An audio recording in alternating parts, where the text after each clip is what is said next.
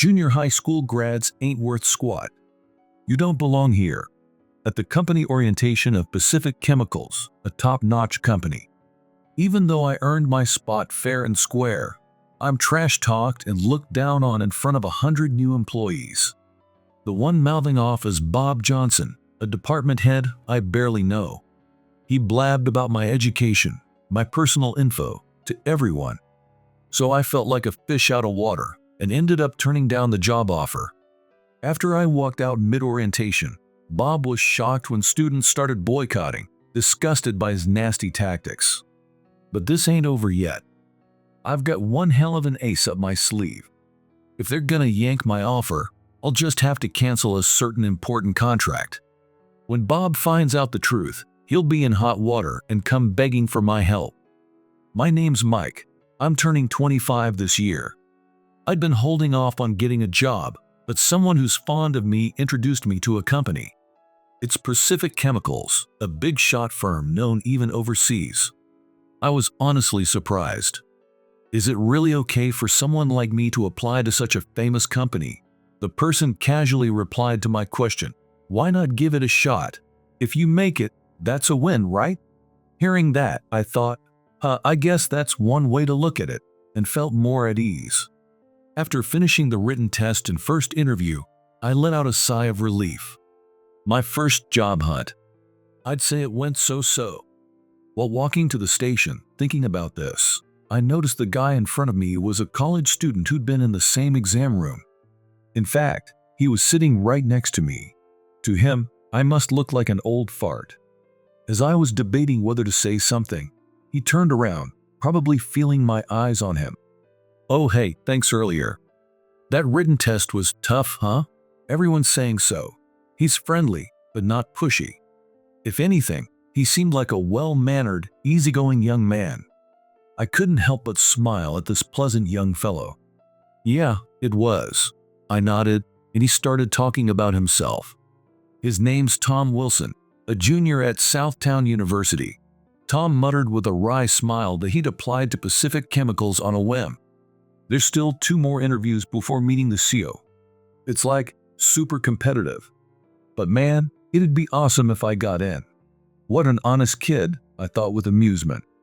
I just briefly mentioned that I wasn't a college student and was a bit older, but Tom didn't seem to mind and said, "If you're cool with it, Mike, let's be friends.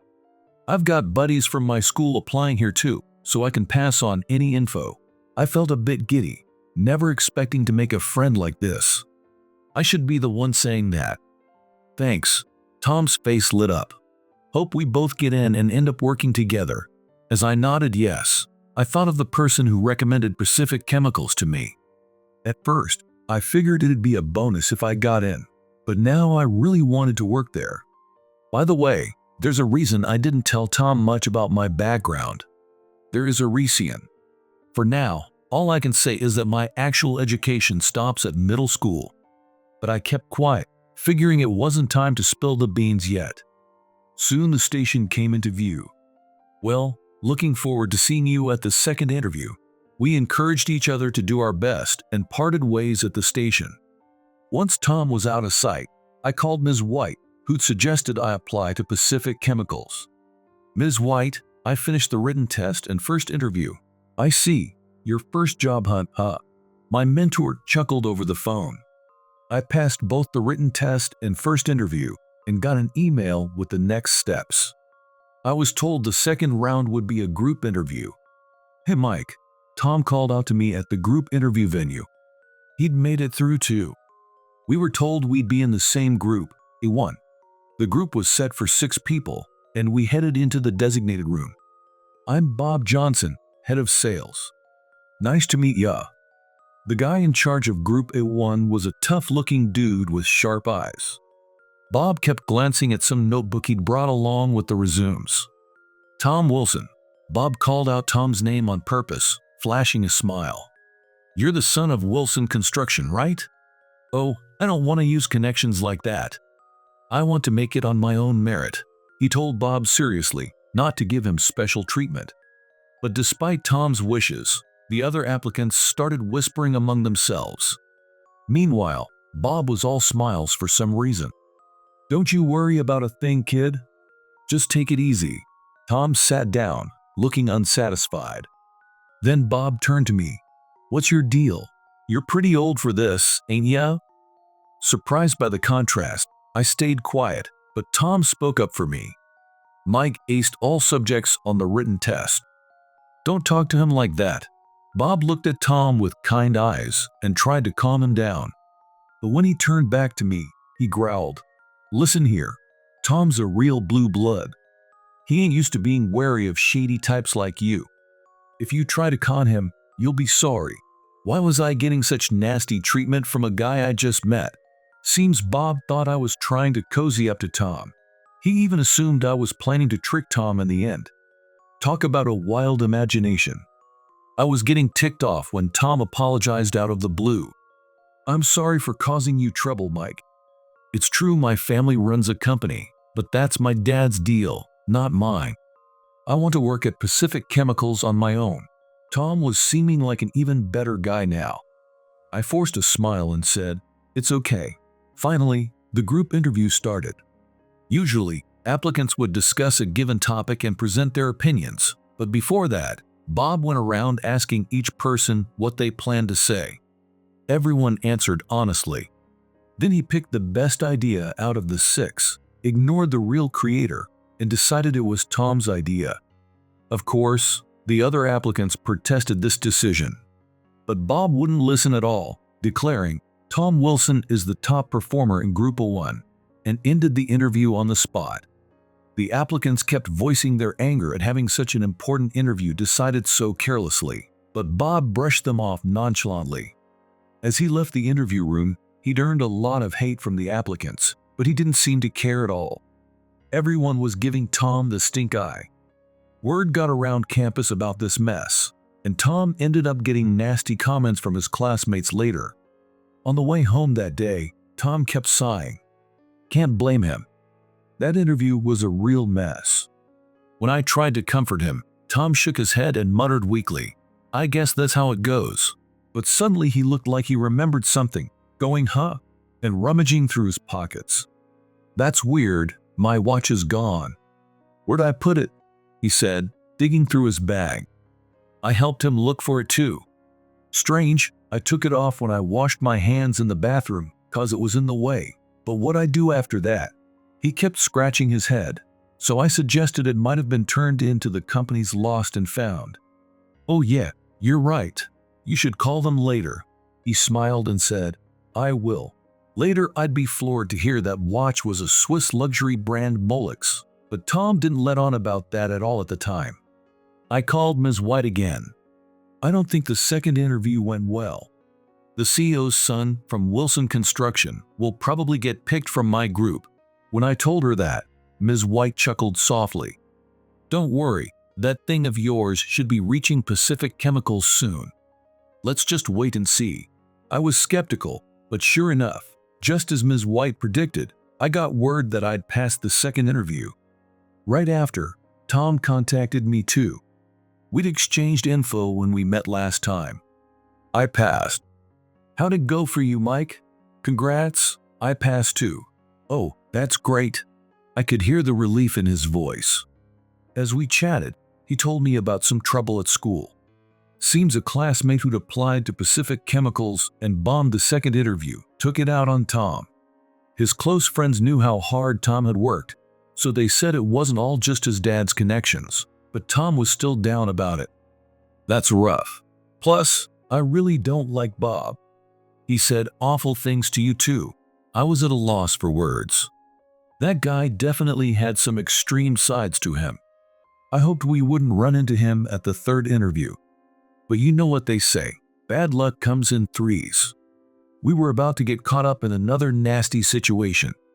The day of the third interview arrived. I decided to meet up with a nervous Tom and head to the company together. This time it was an executive interview. It was supposed to be 2-on-1 with the HR director and either the senior or managing director, but for some reason mine was 3-on-1. The head of product development showed up too and joined in. The product development head started off saying about what we received from Ms. White and fired off questions rapid fire. About an hour and a half later, the product development head got all excited and yelled, "We've got to have Mike at our company no matter what." The HR director there said, "That's rare." Never seen the product development head this impressed, and the mood got pretty friendly. Just as I was starting to relax, a guy suddenly barged in. It was Bob. "Ah, there you are. Didn't think you'd make it to the third interview." What nerve. He came over muttering complaints. "Everyone, this guy's cozying up to the CEO's son from Wilson Construction, planning something fishy. We absolutely can't hire him. Let's call the cops." Everyone there looked dumbfounded. Looks like nobody could make heads or tails of what Bob was saying. "Cut it out. Don't go saying weird stuff without any proof." I protested, but Bob puffed out his chest and answered confidently, "The proof's in that face. This is ridiculous. What the heck is this guy on about?" Totally tone deaf, Bob started spouting off about his one-sided knowledge. "You know about face reading? People with eyes like that can't be trusted." A fortune-telling expert I respect wrote it in their book. Is this guy seriously trying to ruin someone's life based on fortune-telling? Bob kept lecturing about face reading with a smug look, but no one was listening. Finally, the product development head got fed up and cut him off with a, "That's enough. I'm just trying to warn you. This guy'll bring bad luck to the company." "Don't say I didn't tell you." Bob spat that out and practically ran out of the meeting room. Things got awkward, but the product development head smoothed it over, saying, "I'll take responsibility and vouch for Mike myself." Somehow, I made it through the third interview. But I was starting to lose confidence about joining Pacific Chemicals. Tom, who had his executive interview too, said he also got ambushed by Bob. It's so frustrating. Again with the "let's hire him, 'cause he's the construction CEO's son." What's that guy's deal? He must have really hated it. Even the usually easygoing Tom was visibly upset. He's such a nice guy. He probably can't hold on to negative feelings for long. When he changed the subject like he'd just remembered something, he was back to his usual calm self. This is embarrassing, but I lost something again. This time it was my tie pen. "Oh yeah, last time it was your watch. Did that ever turn up?" Tom nodded yes and scratched his head. With the watch, I was careless and left it in the bathroom.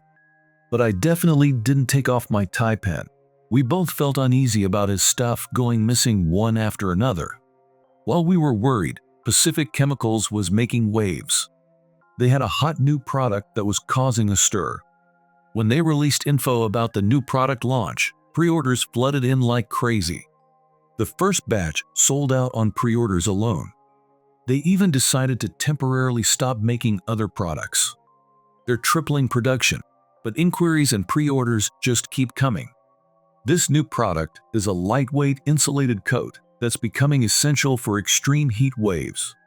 It's made of a special thin, light material, but the details are a company secret. Just think of it as something like a raincoat. Anyway, when you wear this coat, it feels like it's about 77 degrees Fahrenheit, even in the scorching city heat. Even if it's 104 degrees Fahrenheit outside, it still feels like 77 degrees Fahrenheit. It's been hailed as an amazing invention in newspapers and online, and word is spreading like wildfire. Even in the middle of American summer, you can feel like it's 77 degrees Fahrenheit just by wearing this. You can go out without worrying, and any kind of work is a breeze. Of course, there are kids' sizes too, and they're making coats with hoods and hats from the same material. With the whole country, no, the whole world waiting for this product, Pacific Chemicals is going full throttle to mass produce these insulated coats. Actually, with the invention, sale, and announcement of the insulated coat, the company's stock price is skyrocketing. The employees were all working hard together, caught up in this unexpected big hit. Meanwhile, Tom and I finished our interviews with the CEO without a hitch.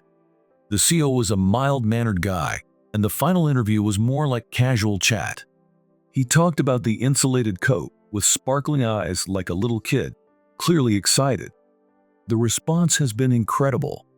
We knew it would be from the start, but seeing it for real, it's still mind-blowing. Things are pretty hectic in the company because of it, but I'm counting on you." Finally, we shook hands firmly. And so, Tom and I successfully landed job offers at Pacific Chemicals, set to meet next at the orientation. However, we had no idea that Bob was about to cause a major incident right then and there. On that morning of the job offer ceremony, the weather was nice. About 100 new hires gathered. I was hoping everything would go smoothly, but that's what I was thinking. Just as we relaxed after the HR director's speech, hurried footsteps echoed through the hall. Tom and I grimaced, knowing who it was. Sure enough, it was Bob, who grabbed the mic on stage and started testing it. All eyes turned to him. "Congrats on your job offers. I've got something important to say. Listen up." He cleared his throat and pointed at me. "There's someone here who doesn't belong. Someone who snuck in like a clever rat when they've got no business being hired." The room buzzed. People in front turned to look at me. I could see Tom looking worried next to me. Bob continued loudly. "First off, this guy cozied up to a rich, elite college student. He became friends with him and stole his brand name stuff. The friend's too well bred to notice. He probably pawned the stolen goods for cash. We can't let someone like that into our company." Bob was totally full of himself. He was on a self-righteous high, condemning me as the bad guy. You want to know how I figured out this guy's scheme? 2 reasons. First, I saw it in his face. This guy's seriously dangerous. And second, he paused for dramatic effect, trying to grab everyone's attention. Man, I wished I hadn't come, but it was too late.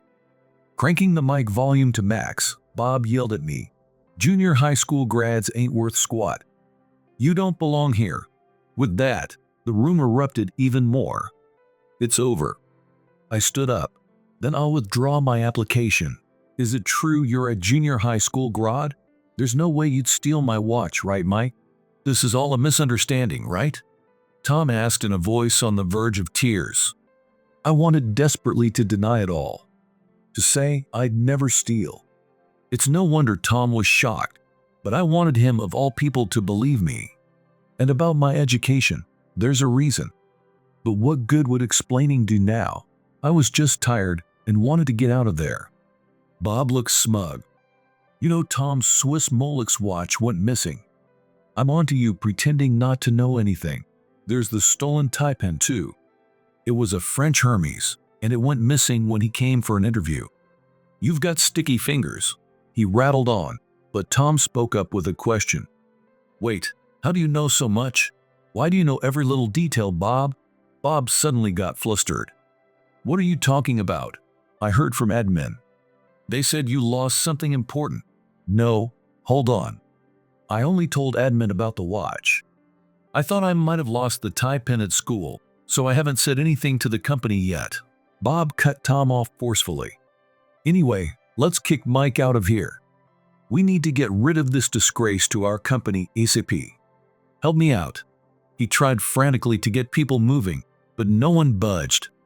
The new hires were put off by Bob's over-the-top comments.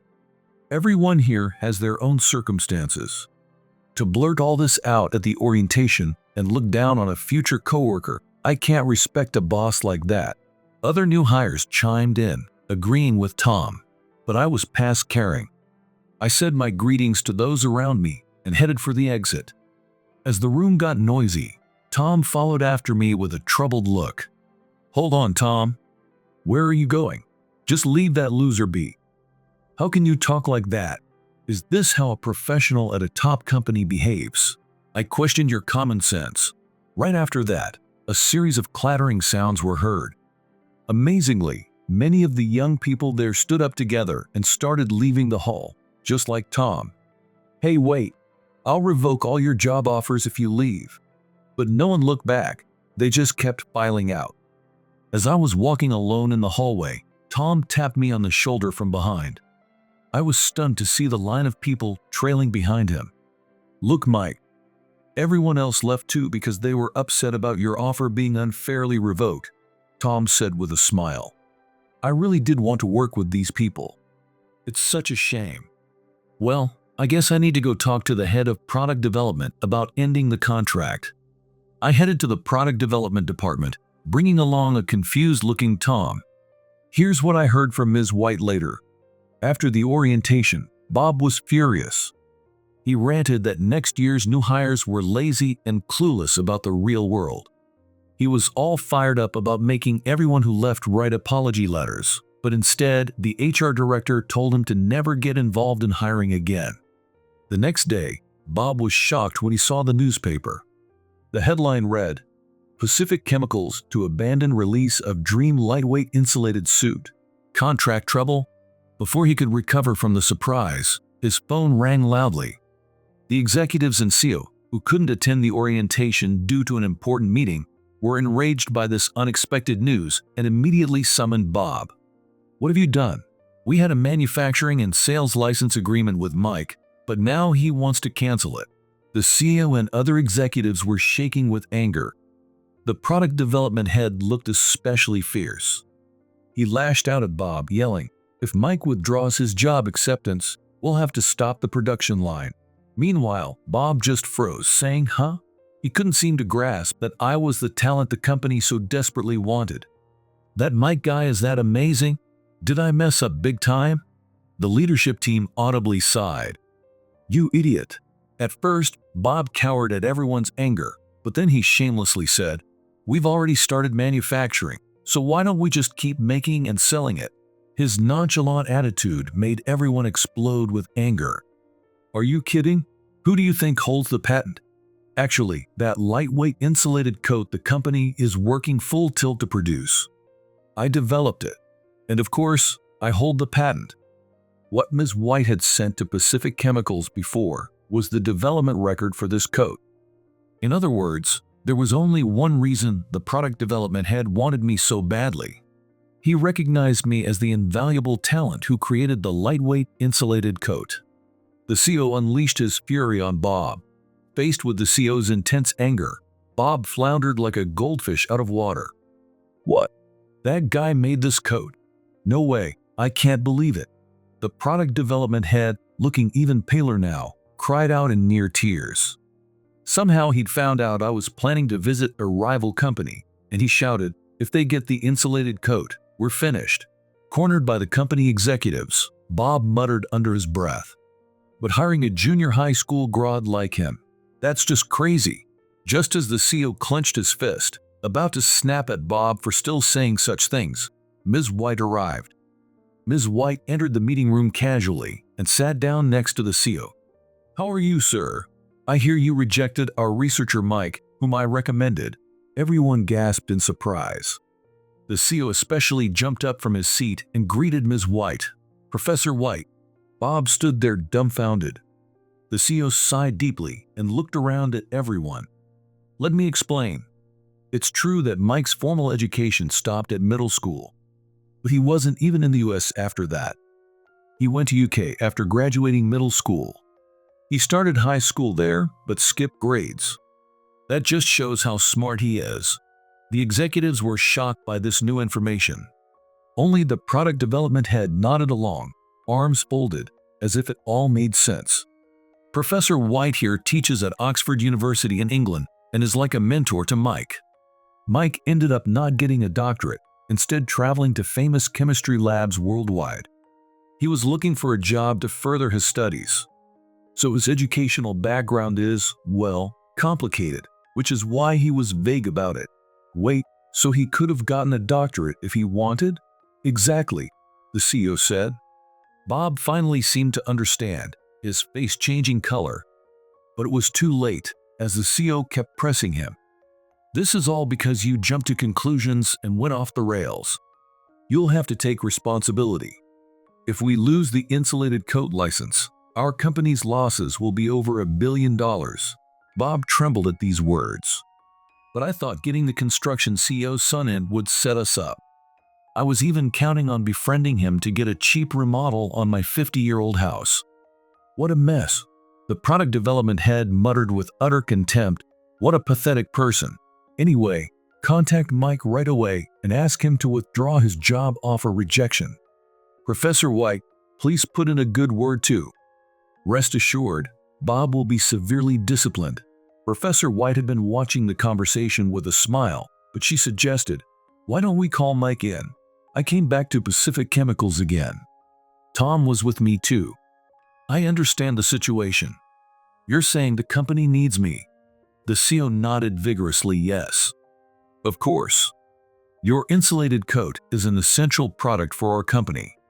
Plus, Professor White tells me you're a very promising individual." I was genuinely happy and decided to join Pacific Chemicals again. Of course, we also revived the coat license agreement. When I said, "Thank you for having me," the CEO appreciated me respectfully. "I'm truly sorry about what happened. As for Bob, we've stripped him of his department head position to hold him accountable. We'll move him to a completely different department, so you won't have to see him at all. Please focus on your work without worry." I felt it would be childish to say anything, so I kept quiet, but I was relieved inside. I really didn't want to see Bob's face again. The CEO, understanding my feelings, assured me that the company would properly explain my background to my peers, so I didn't need to worry anymore. If I had been more confident in myself, I shouldn't have been shaken by anything Bob said. From now on, I won't let what anyone in the company says bother me too much. Tom smiled next to me. "There aren't many people as weird as Bob, so I'm sure it'll be fine." Tom and I looked at each other and laughed. The CEO and executives looked relieved too. By the way, the CEO hesitantly opened his mouth. "There's one more important matter. It's about Tom's missing personal items." "Oh, right. Please clear Mike's name about that too." I had already explained everything to Tom properly. The CEO's eyes turned sad. "Regrettably, we found the Molex watch and Hermes tie pin in Bob's locker. Can you confirm if these are yours?" Looking at the watch and tie pin carefully wrapped in a handkerchief, Tom slowly answered, "They're mine." "I see," the CEO said with a troubled expression. Apparently, he found the forgotten watch in the bathroom and secretly pocketed it. Bob isn't familiar with brand items and didn't realize these were super luxury goods. He looked them up online out of curiosity and was shocked by the prices. He says that's when he started wanting the items Tom was wearing. Tom, looking a bit pale, asked apologetically, "But when was the tie pin taken? I never noticed at all." During that group interview when Bob was attacking me, everyone's eyes turned to me at once. Apparently, that's when he reached out from behind Tom, quietly removed the tie pin, dropped it, and picked it up nonchalantly. It's shocking. Everyone was astounded by his pickpocket-level sleight of hand. More than anything, I can't forgive how Bob treated Mike like a thief. To humiliate him in front of so many people, I want him properly punished for that. At this point, Bob was called into the meeting room. Gone was his previous arrogant attitude. He entered the room meekly, looking small as a mouse. "I'm very sorry for what happened." I turned away in disgust. "Please forgive me, Mike. I have a wife and kids, and the youngest is still in elementary school. Please have mercy." He kept begging me. Even hearing that didn't ease my discomfort. "If I lose my department head position, I won't be able to pay for my children's after-school activities. Please take pity on my family." While I was still annoyed with Bob, I felt conflicted about the kids who weren't to blame. Then the CEO spoke sternly. "You divorced ages ago, and your kids are with your ex-wife, aren't they? Don't lie." It seems he was trying to make himself look more pitiful to escape punishment somehow. Really, how cunning can he be? "In that case, I can sue you for defamation without hesitation," I said with a smile. The CEO, in good spirits, clapped his hands and said, "That's great. We can't keep employing someone who can be sued like this. Bob, you're fired effective immediately." Bob hurriedly apologized, but it was too late. The CEO called HR on the spot. "Bob, you're getting disciplinary action." That's final. And so, Bob was kicked out of Pacific Chemicals. "I won't be able to pay my wife and kids. Please help me." He called the company repeatedly, pleading with HR like this, but they quickly blocked his number. When people in the company learned Bob was gone, they were overjoyed. Some even came to thank Tom and me personally. Before we knew it, Tom and I were being called Pacific Chemicals saviors. Apparently, Bob's divorce was largely his own fault, due to verbal abuse towards his wife and neglecting childcare. In the end, his wife and kids left because he stopped providing for the household. Even if we paid him properly, it's doubtful he was giving it to his wife and kids. It's best not to get involved with him anymore. The CEO cut ties with him completely. Then there were rumors that he set up a sketchy fortune-telling shop on a street corner, doing fake readings. But it seems a customer who got a wrong fortune resented him and seriously injured him. Someone who saw him told us he was on crutches and covered in bandages. I feel a bit sorry for him, but the defamation lawsuit is steadily proceeding. Bob needs to experience the same painful feelings I did. Finally, it's our first day at work. I'm truly happy to start this day with the peers who supported me at the orientation. As I work with them from now on, I want to be the one to lend a helping hand if anything happens. And the lightweight insulated coat we released was a big hit. It's even being called a necessity for surviving intense heat waves, and it won the CEO's award. I've been a researcher for many years, but lately I'm thinking company work isn't so bad. Tom is working hard in the same department, and we're currently brainstorming ideas for insulated apartments.